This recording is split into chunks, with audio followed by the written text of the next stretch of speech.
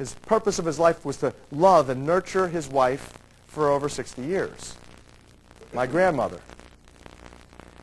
He was a chain smoker, my grandfather was. He would smoke in the most bizarre way, though. Absolutely incredible. A way you could never imagine. He would, first of all, smoke unfiltered Camel cigarettes.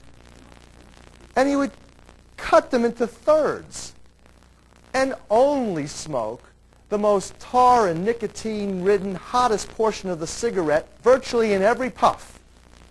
And he did that for about 60, 70 years.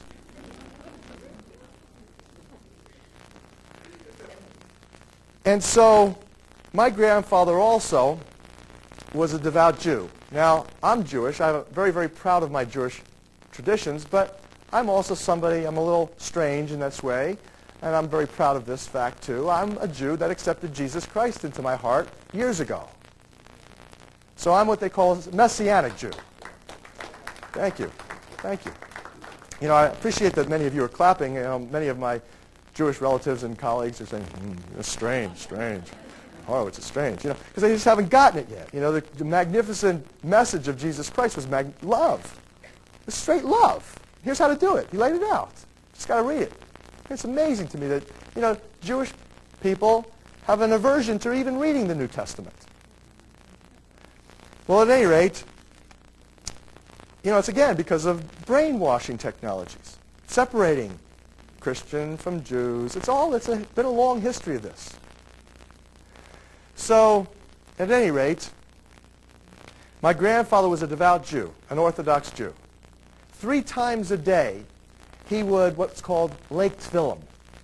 He would go on his knees, and he would have his prayer shawl, his talis, and his yarmulke on, and he would bind his wrist with the scriptures in a leather box, and he would put it over his forehead, and he would meditate, and what's called daven, and he would be into God, and he would be praying and meditating for 3 hours a day, 3 times a day, for virtually, I think, every year of his adult life.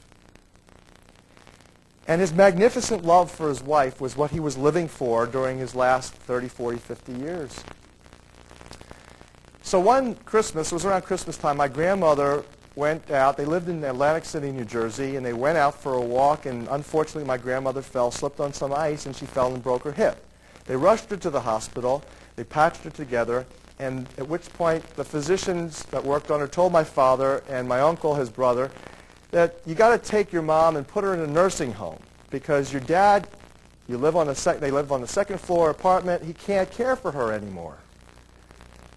So they considered it, and they thought that was the best thing for them, so they told my grandfather, we're going to be putting you guys in a nursing home, and you'll like it. And he says, if you do this, I will die.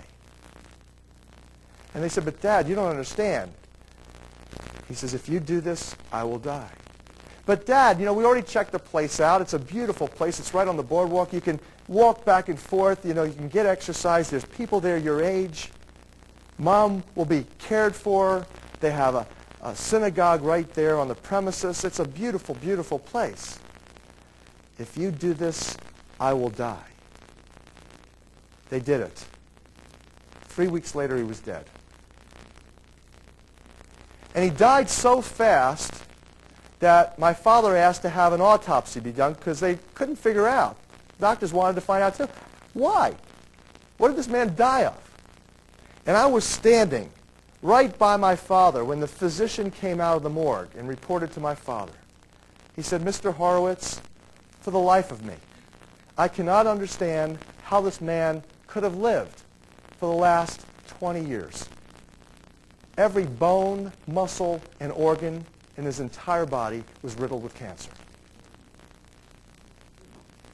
You see, what kept this man alive was his devotion and deep love to his magnificent wife and God's presence in his life. We're all endowed with that same presence. So that's what we should be doing for ourselves. Now,